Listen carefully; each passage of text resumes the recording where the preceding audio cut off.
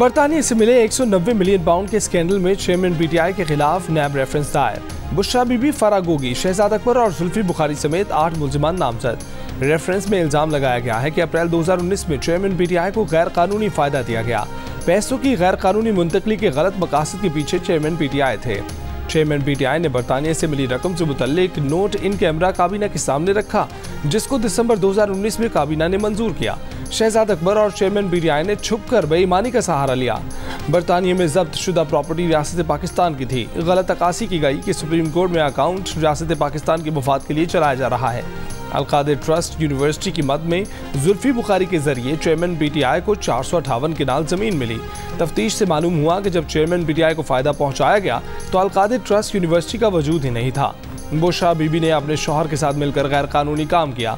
फराह गोगी को जनवरी 2022 में अलकादिर ट्रस्ट का ट्रस्टी बनाया गया।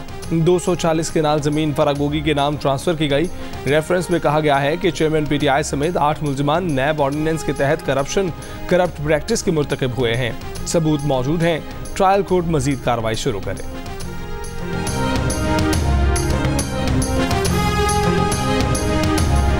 तकसीम, नफरत, अना की सियासत और आपस की लड़ाइयों से किसी को फुर्सत नहीं। अगर जमहूरी ताकतें नाकाम हुई तो कोई और ताकत जगह बना लेगी। पीपल्स पार्टी के चेयरमैन बिलावल भुट्टो जरदारी ने तमाम सियासी जमातों, वफाकी सूबाई हुकूमतों और इंसाफ के इदारों को खबरदार कर दिया। कोयटा में तकरीब से खिताब करते हुए कहा कि आवाम का हुकूमतों से एतमाद उठ रहा है। बलूचिस्तान हाई कोर्ट बार की तकरीब से खिताब में नाम लिए बगैर नवाज शरीफ पर तनकीद बोले। बताया जा रहा है कि 3 बार वजीर आजम बनने वाला 4थी बार वजीर आजम बनेगा, मुल्क को मसाइल से निकालेगा। चेयरमैन पीटीआई पर भी तंज, कहा कि 70 साल साबिक वजीर आजम को नौजवानों के लिए ऑप्शन के तौर पर पेश किया जा रहा है। इस वक्त अगर कोई वफाकी सतह पर मैदान में है तो वो पीपल्स पार्टी है। मुस्लिम लीग नून के वजीर आजम के उम्मीदवार नवाज शरीफ होंगे। एहसन इकबाल कहते हैं कि 2018 में अप्रेंटिसशिप का तजर्बा कर चुके हैं, मजीद नहीं कर सकते। खुद पर तनकीद करने वाले दानियाल अजीज को भी जवाब, बोले महंगाई का दारोमदार एक्सचेंज रेट पर होता है। महंगाई का वजारत मनसूबाबंदी से कोई ताल्लुक नहीं था। दानियाल अजीज का कोई ज़ाती एजेंडा होगा। जिन लोगों को दानियाल अजीज नारोवाल का टिकट दिलवाना चाहते हैं वो वफादारियाँ तब्दील कर चुके हैं।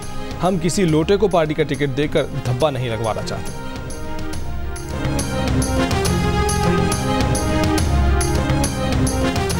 बैरिस्टर गौहर खान ने चेयरमैन पीटीआई के ओहदे के लिए कागजात नामजदगी जमा करा दिए। पीटीआई के इंट्रा पार्टी इंतखाबात कल पेशावर में होंगे। पीटीआई के चीफ इलेक्शन कमिश्नर न्याजुल्लाह न्याजी का इलेक्शन कमीशन को खत, IGKP और चीफ सेक्रेटरी को सिक्योरिटी के लिए हिदायत जारी करने की दरख्वास्त। इससे पहले कमिश्नर पेशावर ने न्याजुल्लाह न्याजी को 2 खतूत में इंतखाबात की तफसीलात फराहम करने का कहा था।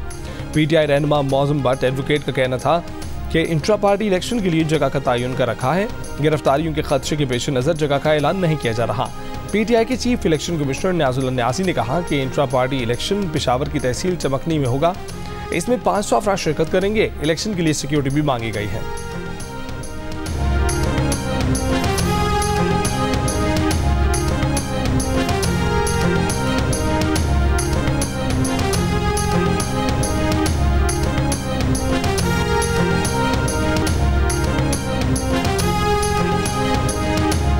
इलेक्शन कमीशन का चीफ सेक्रेटरी खैबर पख्तूनख्वा और IG खैबर पख्तूनख्वा को खत, कहा कि कमीशन को बताया गया है कि 2 दिसंबर को पीटीआई इंट्रा पार्टी इलेक्शन कराने जा रही है। इसके लिए सिक्योरिटी इंतजाम मुकम्मल किए जाएं। पेशावर की जिला इंतजामिया ने कहा है कि पीटीआई के किसी नुमाइंदे ने हमारे 2 खतूत का जवाब नहीं दिया। मालूमात फराहम न होने की वजह से पीटीआई के इंट्रा पार्टी इंतखाबात से मुतल्लिक सिक्योरिटी प्लान नहीं बना। पीटीआई रहनुमा अकबर एस बाबर भी पार्टी के मरकजी सेक्रेटेरिएट पहुंच गए। अकबर बाबर ने इलेक्शन कमीशन से पीटीआई इंट्रा पार्टी इलेक्शन में ऑब्जर्वर तैनात करने का मुतालबा कर दिया।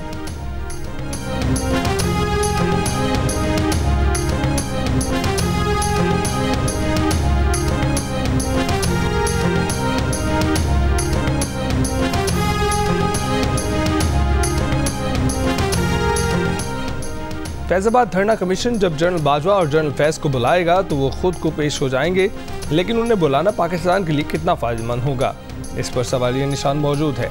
मेरी राय में माजी की चीज़ों को नहीं छेड़ना चाहिए।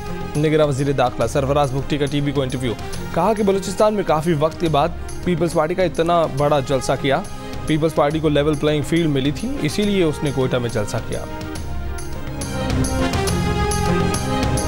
बल्कि वहाँ तो हमारा मसला पड़ गया क्योंकि कोई उनकी बहनें भी साथ थी, तो हमारी बल्कि अच्छी खासी वहाँ पे मसला पड़ गया था। इनको क्या जरूरत थी कि ये तीनों उठ के उनके ऑफिस चली जाएं? मैंने कहा ये कौन होती है पूछने वाली? कहती नहीं, हम पूछने गए थे कि आपने ये वाली जहर वाली लाइन क्यों लिखी है। वो जिस तरीके से बोल रही थी, मैंने कहा आप इस तरीके से मत बोलें। तो वो जी काफी बोली, बहुत ज्यादा बोली। तो मैंने खान साहब को कहा जी नहीं, बस मेरे वकील वो ही हैं। मतलब कहीं ना कहीं इख्तलाफात थे बुशरा बीबी के और आपके दरमियान। क्या कर रहे हैं?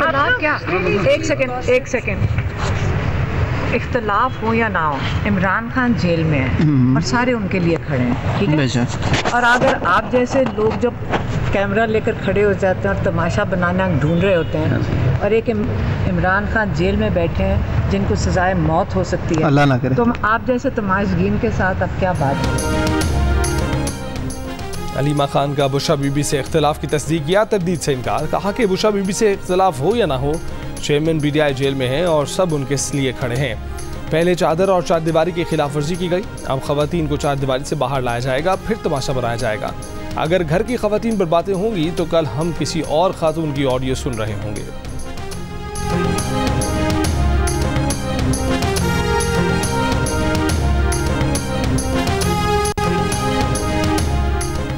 गजा में 7 रोज़ा जंगबंदी के बाद इसराइल की फिर बमबारी, 3 सहाफ़ी समेत 184 अफराद शहीद, 600 जख्मी। खान यूनिस और रफा समेत मुख्तलिफ इलाकों में 200 से ज़ायद मकामात पर बमबारी की गई। जंगबंदी के दौरान वापस लौटे अफराद एक बार फिर बेघर हो गए। इसराइल ने लिबनानी सरहद को भी निशाना बनाया, 3 लिबनानी शहरी शहीद हो गए। इसराइल ने रफा के रास्ते फ़लस्तीनियों की इमदाद भी बंद कर दी। हमास के इसराइली शहरों पर दर्जनों जवाबी रॉकेट हमले, तेल अवीव में भी सायरन बज उठे। हिजबुल्लाह की जानिब से भी 1 घंटे में इसराइल पर 5 हमले। इसराइल ने हमास की कैद में मौजूद 6 यरगमालियों की हिराकत की तस्दीक कर दी। बफर जोन बनाने की आड़ में इसराइल की शिमाली गजा पर कब्जे की कोशिश, अरब ममालिक को गजा में बफर जोन बनाने के मंसूबे से आगाह कर दिया।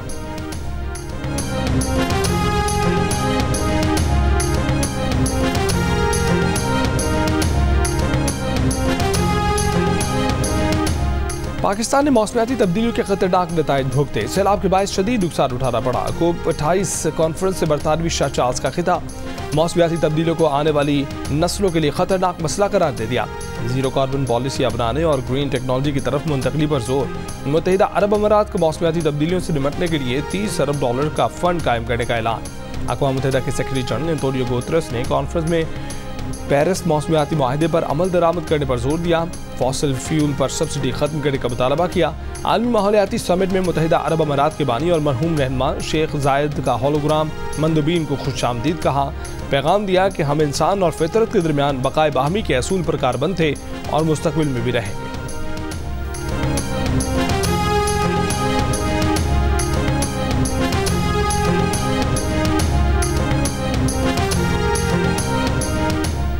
आलमी माहौलियाती कॉन्फ्रेंस में निगरां वज़ीर आज़म अनवारुल हक काकड़ की शिरकत। निगरां वज़ीर आज़म बरतानवी शाह चार्ल्स के हमरा कॉन्फ्रेंस हॉल में आए।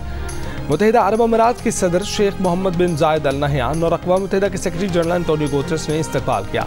निगरां वज़ीर आज़म ने COP28 समिट में बरतानवी, डैनिश और दीगर आलमी रहनुमाओं से गैर रस्मी बातचीत की। IMF की MD से भी मुलाकात हुई। निगरां वज़ीर आज़म नीदरलैंड्स के वज़ीर आज़म मार्क रोटे से भी मिले। दो तरफ़ा ताल्लुकात, अफगानिस्तान और गजा में बिगड़ती हुई इंसानी हकूक़ की सूरत हाल पर तबादला ख्याल किया गया। निगरां वज़ीर आज़म ने नीदरलैंड्स के वज़ीर आज़म को दौरे पाकिस्तान की दावत दी।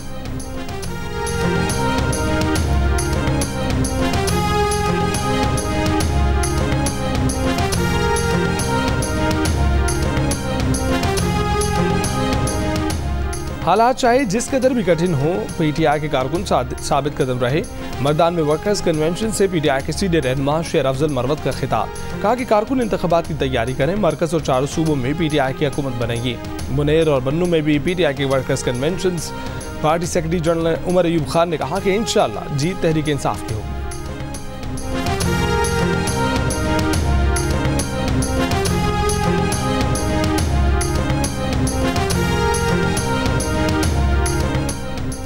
इस्लामाबाद हाई कोर्ट का शीरी मजारी का नाम पासपोर्ट कंट्रोल लिस्ट से निकालने का हुक्म। इस्लामाबाद पुलिस की सिफारिश पर शीरी मजारी का नाम PCL लिस्ट में शामिल किया गया था।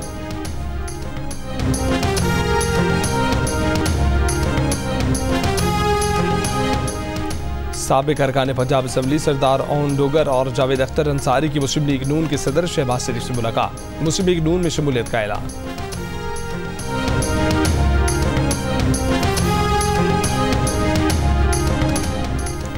सिंध के चीफ इलेक्शन कमिश्नर सियासी जमात के हल्फ याफ्ता लगते हैं। निगरां वज़ीर आला की जिम्मेदारी है कि इलेक्शन कमीशन के अरकान का बैकग्राउंड चेक करें। MQM पाकिस्तान के कन्वीनर खालिद मकबूल सिद्दीकी की प्रेस कॉन्फ्रेंस। मुस्तफ़ा कमाल ने इल्ज़ाम लगाया कि निसार दुरानी और एजाज चौहान पीपल्स पार्टी को सपोर्ट कर रहे हैं। निसार दुरानी पीपल्स पार्टी के अहदेदार के रिश्तेदार हैं। MQM ने 13 हल्कों पर एतराज़ात जमा कराए, कोई एक्शन नहीं लिया गया। पीपल्स पार्टी के तमाम एतराज़ात पर मिनवान अमल किया गया।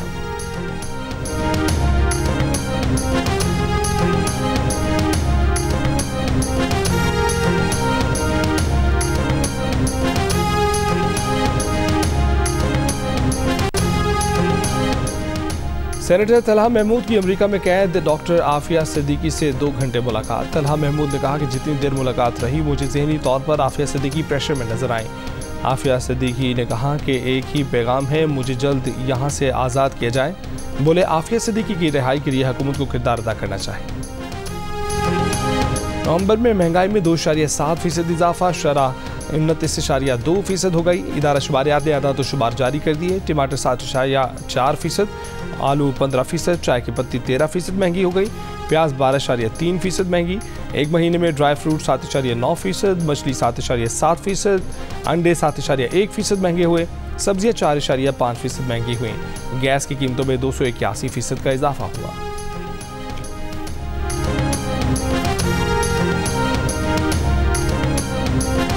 IMF के मुताबिक 30 जून 2024 तक पाकिस्तान पर कर्ज का बोझ 820 खरब रुपए हो जाएगा। रवा माली साल के दौरान कर्ज में 118 खरब रुपए तक इजाफा मुतवक्के है। रवा माली साल के लिए मालियाती खसारा 82 खरब रुपए से जायद बढ़ जाएगा, जो GDP के 7.8% के बराबर है। IMF पाकिस्तान की कम कर्ज अदायगी की कोशिशों पर तैयार न हुआ। मुल्की और बैरूनी कर्जों पर अदायगी 86.27 खरब रुपए रहने का तखमीना है। अगले माली साल के लिए कर्ज अदायगी मजीद बढ़कर 96 खरब तक जा सकती है। डोनाल्ड ट्रंप को 6 जनवरी के फसादात में मुकदमे से इस्तिस्ना हासिल नहीं। अपील्स कोर्ट ने वाज़ेह कर दिया, अमेरिका के साबिक सदर के खिलाफ केसेस जारी रह सकते हैं। ताहम कैपिटल पर किए गए पुरतशद्दुद हमले से मुतल्लिक वाक़यात पर डोनाल्ड ट्रंप सिविल केसेस में इस्तिस्ना का दावा कर सकेंगे।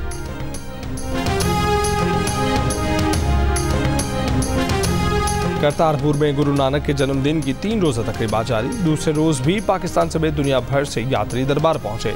यात्रियों ने कीर्तन, अमृत वेला और दीगर मजहबी रस्मात अदा की। यात्रियों की तवाज़ा मिक्स सब्जी, दाल, अचार, पुलाव और गर्मा गर्म चाय से की गई। यात्री आज करतारपुर में ही क़याम करें।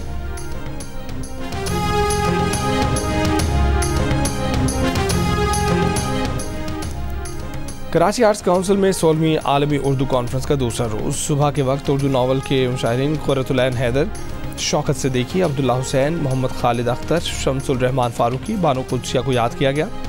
उर्दू नज़म के नून मीम राशिद, फैज़ अहमद फैज़, मजीद अमजद, मीराजी और अजीज़ हामिद मदनी की याद में भी भरपूर सेशन किए गए। पंजाबी ज़बान और अदब के उस्ताद दामन, अमृता प्रीतम, अफजल एहसन रंधावा और दीगर पर भी गुफ्तगू हुई। 6 नई किताबों की तकरीब रुनुमाई हुई। भारतीय सहाफ़ी सईद नकवी के ड्रामे मुसलमान लापता हो गए के तर्जमे की रुनुमाई हुई। शाम को किश्वर नाहिद की सदारत में आलमी उर्दू मुशायरे ने रंग जमाया।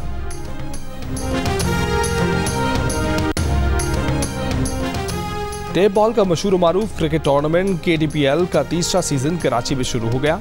इवेंट के पहले मैच में दिफाई चैंपियन DH दबंग की कामयाबी, फातेह टीम ने क्लिफ्टन पॉपुलर को 11 रन से शिकस्त दे दी। मेहमान ख़ुसूसी गवर्नर सिंध कामरान खान टिसोरी का कहना है कि जावेद मियादाद और हारून रशीद जैसे बड़े नामों का लीग के साथ जुड़ना कामयाबी की अलामत है। 8 टीमों के दरमियान दिलचस्प और सनसनी खेज मुकाबले 16 दिसंबर तक जारी रहेंगे। जियो सुपर तमाम मैच बराह रास्त नशर करेगा।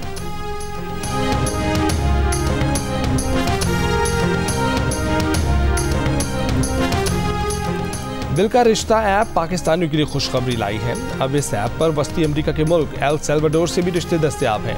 एल सल्वाडोर वही मुल्क है जहां कुछ रोज़ कबल मिस यूनिवर्स के मुकाबले में पाकिस्तान की एरिका रॉबिन ने मुल्क की नुमाइंदगी की और दुनिया को पाकिस्तानियों के हुस्न से रोशनास कराया। मिस यूनिवर्स के मुकाबले के बाद दिल का रिश्ता ऐप पर एल सल्वाडोर से रिश्ते आने लगे हैं।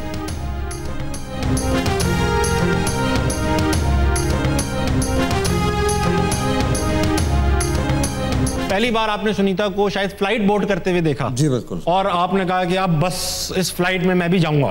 तो मुझे सुनीता तो पसंद आई गई थी, तो मैंने पहला काम ये किया, लौंडे तो समझ सकते ही होंगे कि मैंने वहीं से उठाया फ़ोन और मैंने कॉल की तो उसने आगे से जवाब दिया कि what sort of a question is this, और वही ना बगैर बाय चाय किए उसने फ़ोन रख दिया।